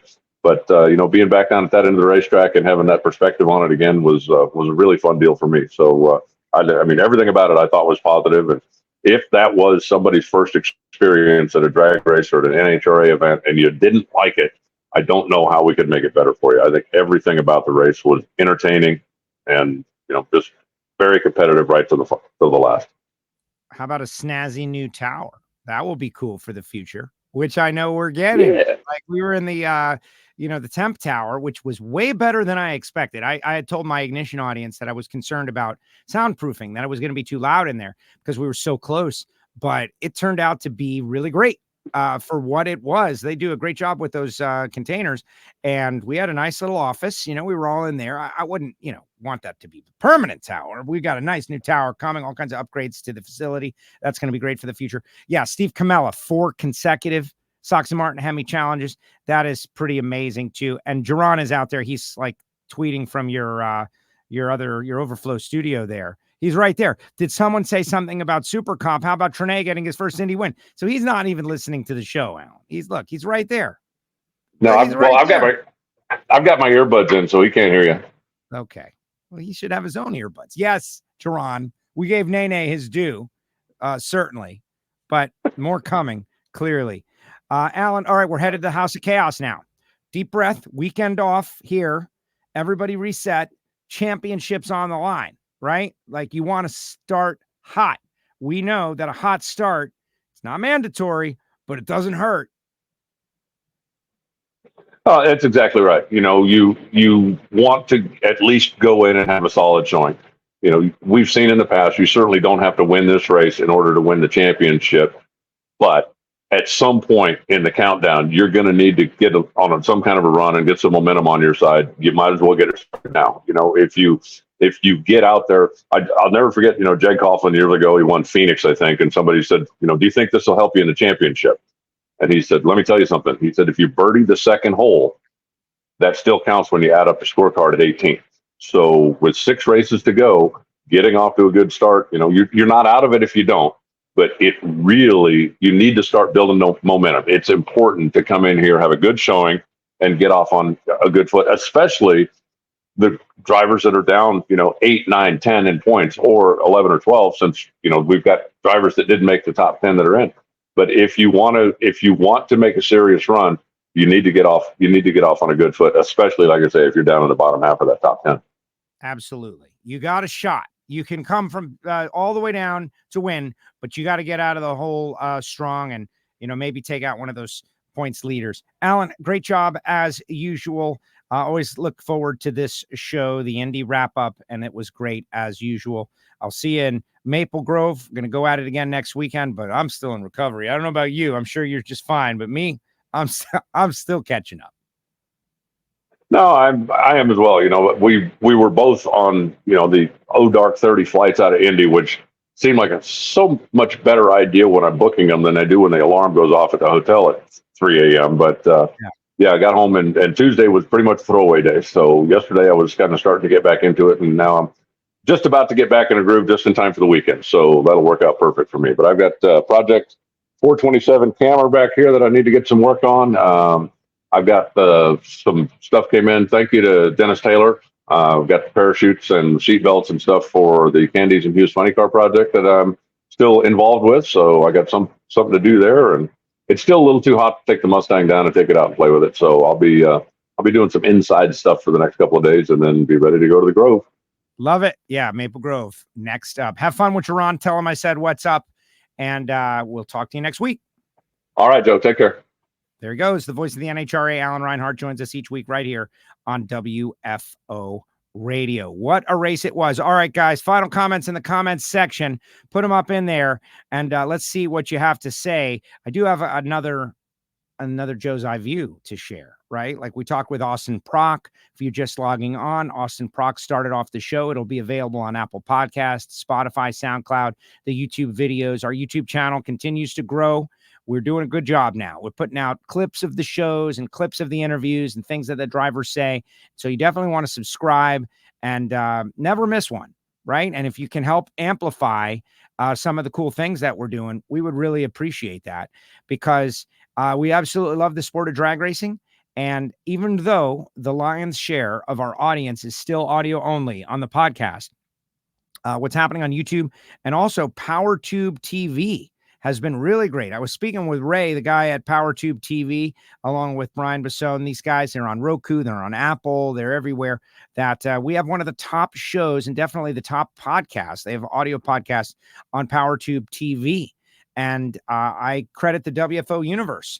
I was, sniffing around for numbers. I was like, because, we have people, it's that time of the year, interested in sponsoring WFO Radio for 2025 and beyond. And we're getting to that point. PRI coming up, super excited, the countdown time. And we do have limited positions on the show. It's not like a newspaper. We can just print more papers, more pages, right? We have, limited quantity. And so I was sniffing around with PowerTube TV, and he's, look, let me just put it this way. You've got the #1 podcast by leaps and bounds. I was like, yeah, that made me feel good. So check them out, PowerTube TV. And everybody who supports WFO Radio, whether it be FTI, Performance Transmissions and Torque Converters, Total Seal Piston Rings. Yes, Foggett. How about me and Reinhart getting into our can of Foggett battle? No, that's not true. I used this on some rusty lugs on my dad's dually a while back. What happens is it comes out into the garage and I use it, and then it comes right back in to the garage or into the studio when we're done. Bernie Speed Shop, CWT Industries, folks, Phillips, samtech.edu. We still love those guys. RodaxCoffeeandGrills.com. Let me pause right there because the Stampede of Speed is coming soon. Billy Meyer, Christy Meyer, we're out there. If you're a racer and you're going down to the Stampede of Speed, what you should do is call Marvin and order, because there's going to be a divisional race. There's going to be the Jegs All-Stars, and then there's going to be the Fall National. So we're going to have a lot of Lucas Oil and Mission Foods racers rolling in and out of the Texas Motorplex over the course of a week. Call Marvin, 817-924-6821. Talk to him about his drag racing themed blends of coffee and pick it up while you're down there. So you don't have to get like a pound. You won't have to pay shipping. Maybe he'll bring it to the track. Maybe you talk to him about it, but you get 10 pounds. And that's how, you're cooking with gas. Hot sauces, spice rubs. Maybe you need a new grill for your trailer. Maybe you need something like cool. They have all of those great high-end grills, and they've got Primo grills, those ceramic grills, but they're much better than the other ones out there. 817-924-6821. Take your grilling to the next level by calling Marvin Rodak at RodaxCoffeeandGrills.com. Longtime sponsor of WFO Radio, and I owe Marvin a call, and I'm going to do that like right after the show. Going to reconnect with Marvin Rodak because the guy has been such a super supporter of WFO Radio, and I'm searching for his logo. I'm searching for the logo big time. It has been amazing. And just everybody that stepped up to support the show during this period as we got ready for Indy, the folks at HusseyPerformance.net on board, and Torque Calibration Services of Australia. This is Matt Clark. He's in New South Wales, Australia. If you're a drag racer down there, and there were certainly a whole bunch of them at the Big Go, and your torque wrenches must be accurate. Otherwise, you're lost. And that's what they do. They do it for V8 supercar teams, top fuel teams, and they got a whole bunch of clients and customers. You can go to torquecalibrationservices.com.au of Australia. And I recommend it to all of our Australian listeners. If you're in the racing game, reach out to Matt Clark and Torque Calibration Services, because why? Well, they are supporting drag racing by supporting this show. He just loves the sport. And if, maybe none of these products are something, even though a can of Fog-It would work in your house, none of these products are something that you need at the moment. You can always get some WFO merch.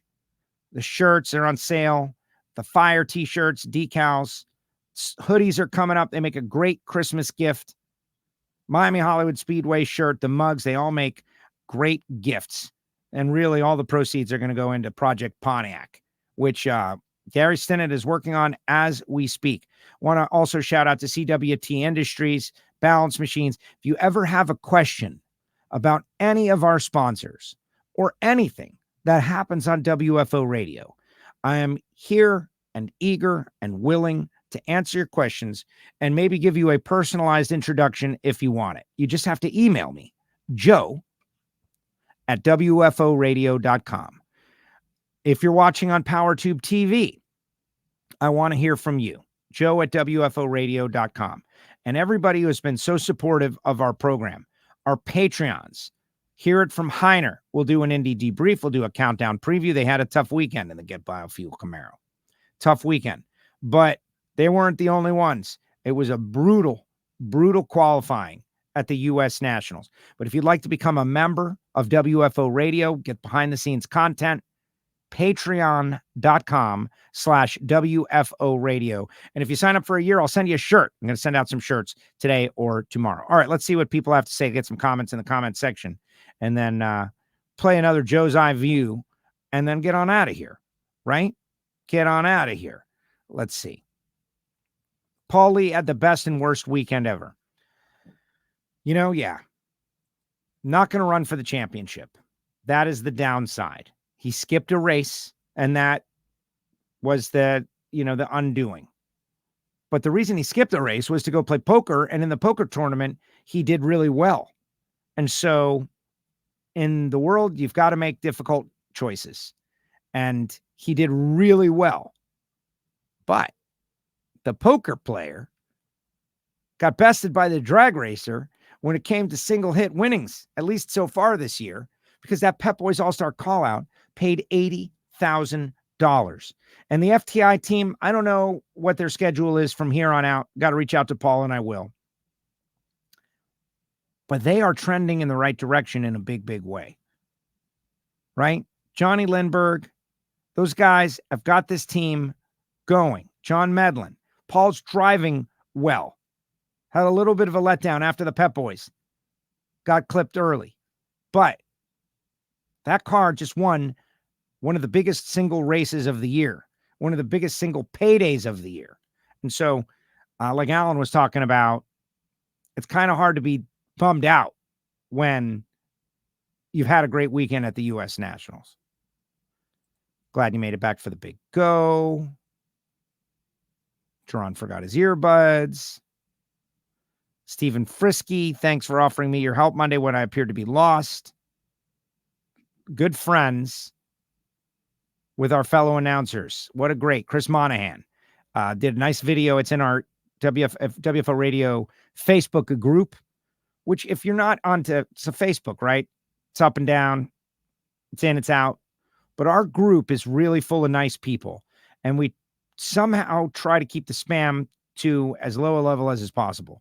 But there's a lot of good content, a lot of racers in there, and it's getting nicer and nicer. So maybe you want to join it. It was so great to be a part of the U.S. Nats, witnessing the emotional roller coaster of the drivers and the teams. It's high energy.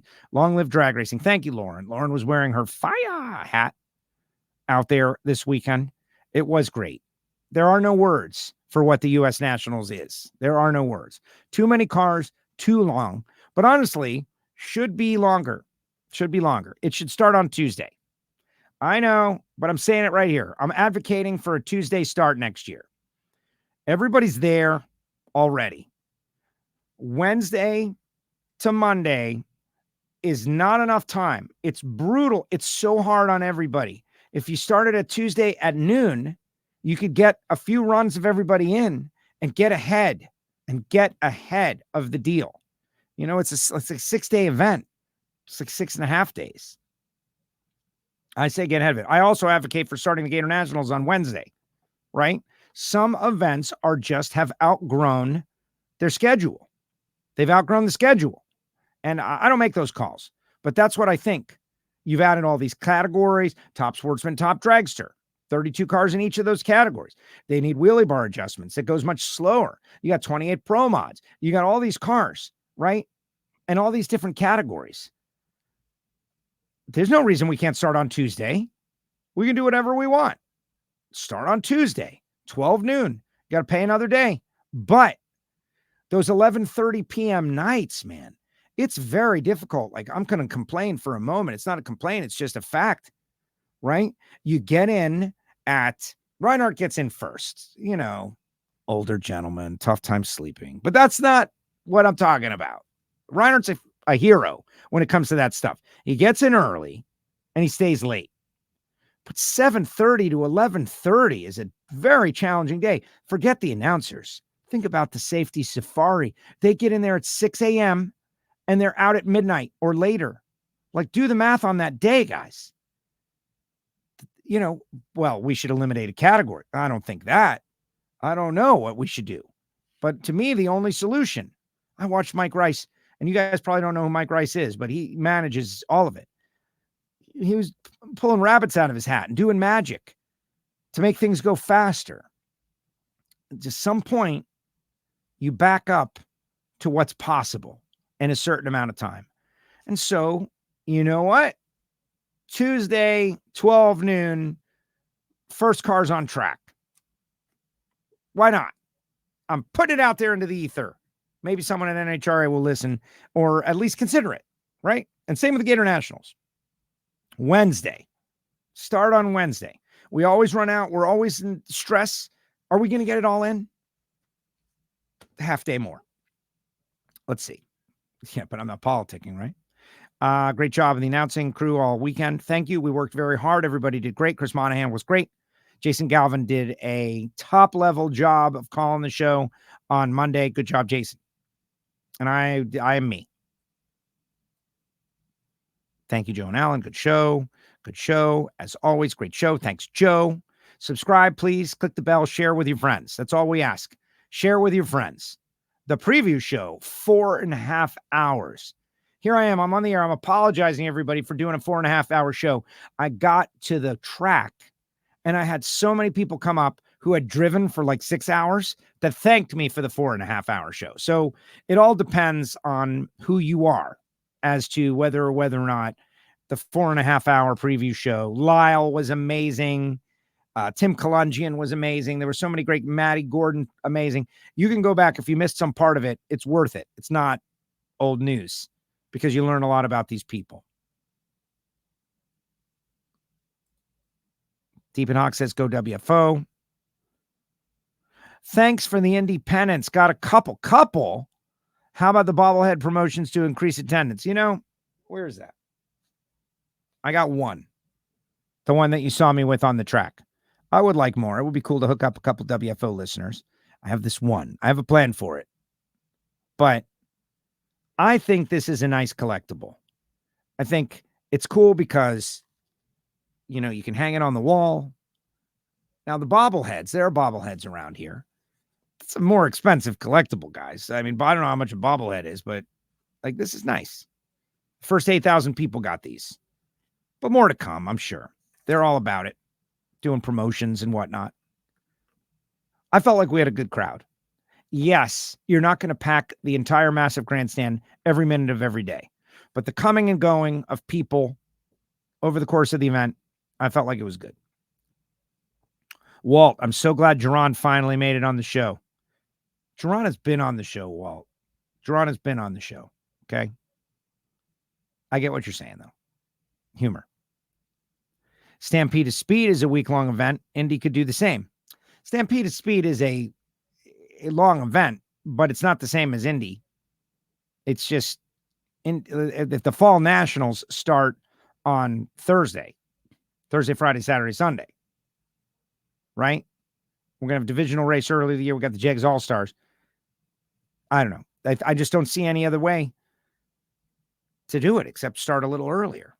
And it doesn't seem like that big a problem to start earlier, you know? It's just me vamping, though. Me vamping. More categories need more time. Right. Joe, do you know how many racing cars attended Indy this weekend, including non-pro? Thank you. I know the number, Blake, is over 900, but I did not count them all. I did not know. Kelly Wade. Joe, may you please make a black Project Pontiac sweatshirt that I could purchase? Please and thank you. Also a sticker. Okay, bye. Thank you, Kelly. Would the WFO universe like Project Pontiac gear? Yeah, I was thinking about it. Steve Brenwald and I would like going back and forth about it. Something with like just this, right? On the front and the back of a shirt, like one on the back, one on the front. We got you, Kelly. You're absolutely right, Kelly.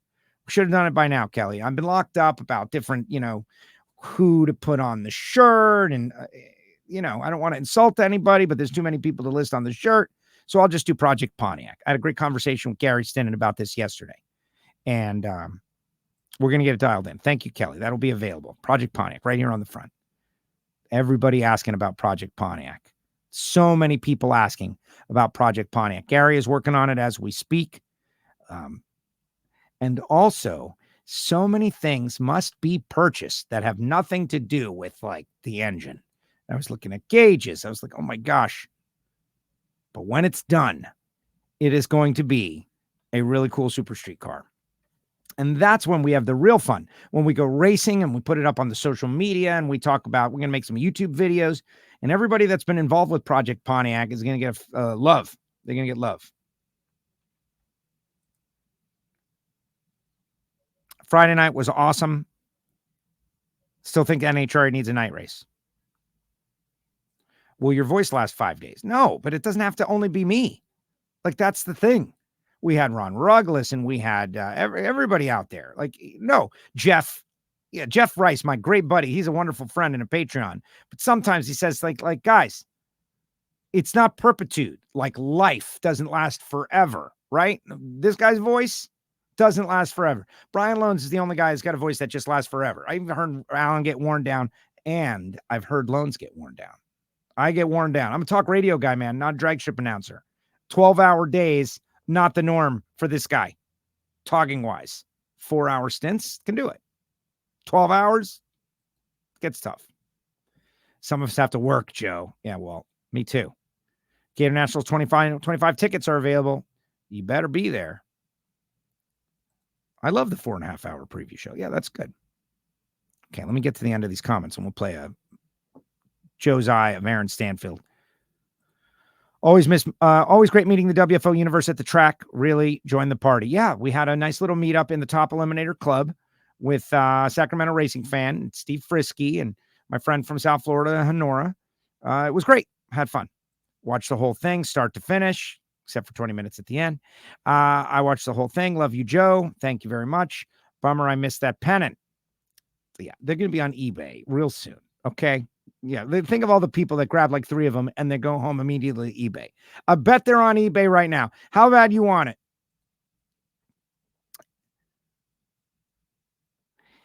Is it not widely known that Austin Prock worked on servicing the blower at Indy? The blower tech injured his hand. No, it's widely known. It was on NHRA on Fox. They showed it on Sunoco Vision in the house. I could have asked him about it. I asked him about it in the media center, and that's up in the media center interview. I thought it was very cool. We just didn't happen to talk to him about it because we talked about other things here today. I didn't want to take up too much of his time.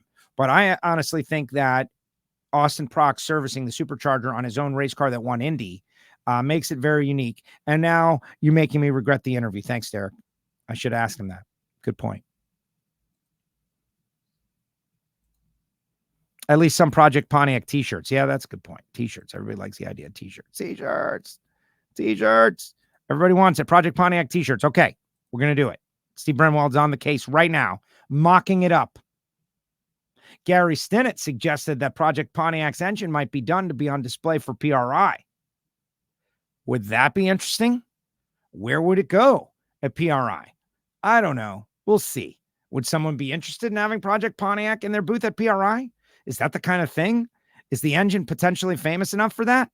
We'll see. Great show. Looking forward to you seeing you at Maple Grove. Yeah, AJ going to be out there at Maple Grove. Maybe we find something for you to do, AJ. What do you think of that? Blake, my parents already bought tickets for the Las Vegas race. Good job. See you there, Blake. Thoughts on the booth cam? I loved it too. Well, the booth cam is something that was discussed 100 years ago and did not come to fruition, but they used it on Friday night. And I like the idea of the booth cam.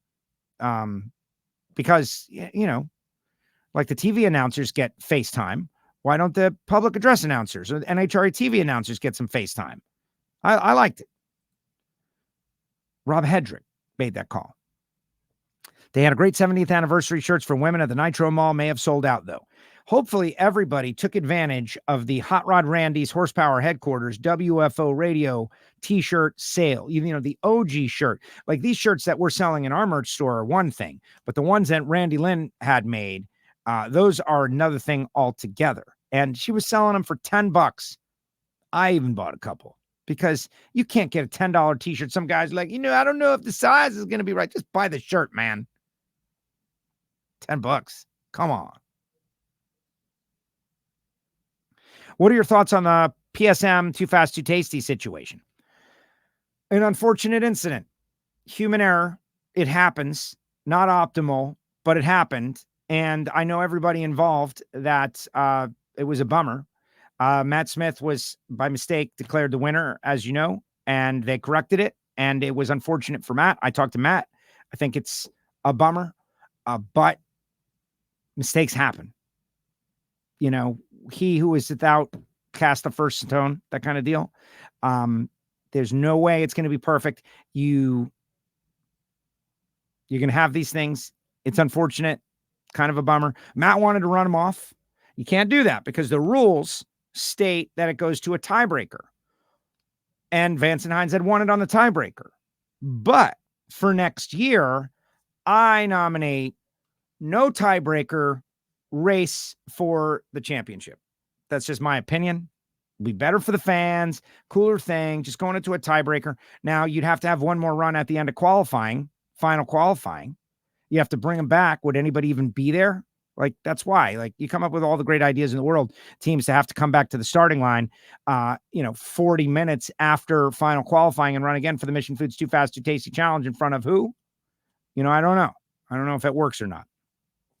But yeah, not optimal.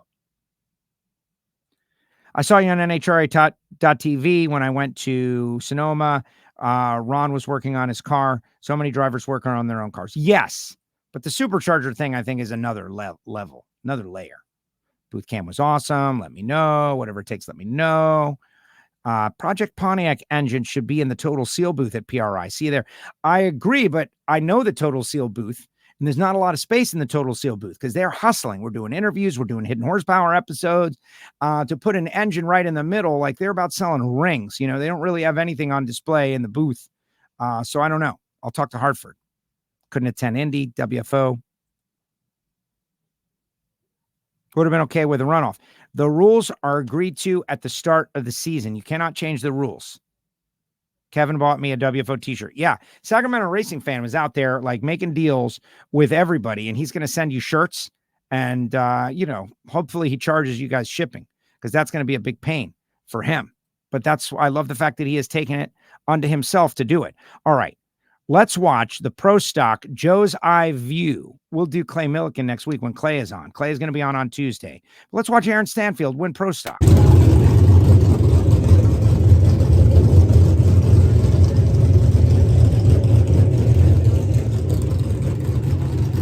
At Kaufman's side, saw Mike Salinas down there. Over on Aaron's side. The Erica. Capco boys out there having a look, getting ready for the Top Fuel final round. By the way, great effort by Steve Torrence. 10's down there, I believe. Mark Ingersoll makes the call on AA Ron machine.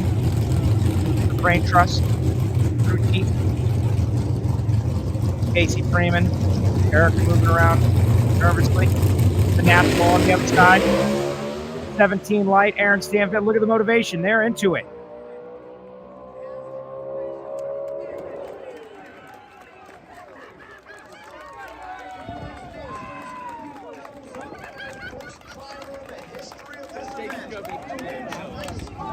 Aaron Stanfield, the second-generation drag racer out of Bossier City, Louisiana.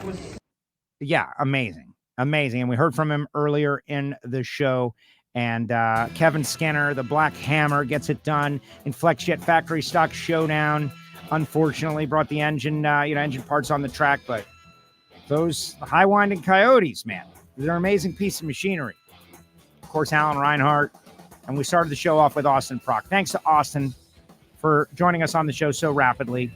Clay and I agreed we're going to talk next week. We'll catch up with Gage Herrera as well as everybody gets ready for the countdown. It's going to be amazing. And again, guys, everybody who supports this show, from HusseyPerformance.net, Frank Hawley's Drag Racing School, Marvin Rodak, Torque Calibration Services of Australia, CWT Industries, Jesse, DPFX Fit, folks at Jesse Converters on board, your diesel mechanic. You don't use the Jesse line. Allow me to put you together with these guys. They've got some great stuff going on. Total Seal Piston Rings, Foggett, Bernie's. Everybody who supports WFO, CWT, they'll be at PRI. Yeah, it's time to start talking PRI, guys. And congratulations to Paul Lee, winning that Pep Boys All-Star call-out. Just amazing.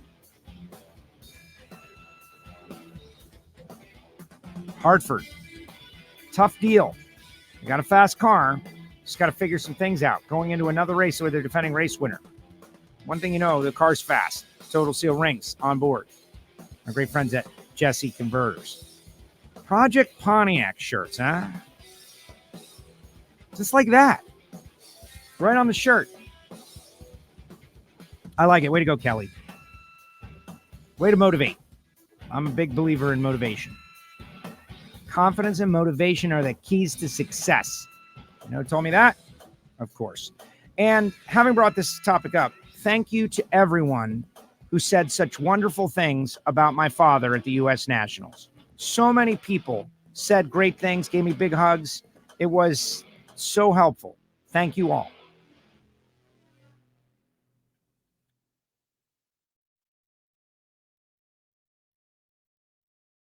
Like this show? Want more? Then head to WatchPTTV.com, the new 100% free PowerTube TV streaming network. Home of the best classic and new motorsports racing and build shows on the web.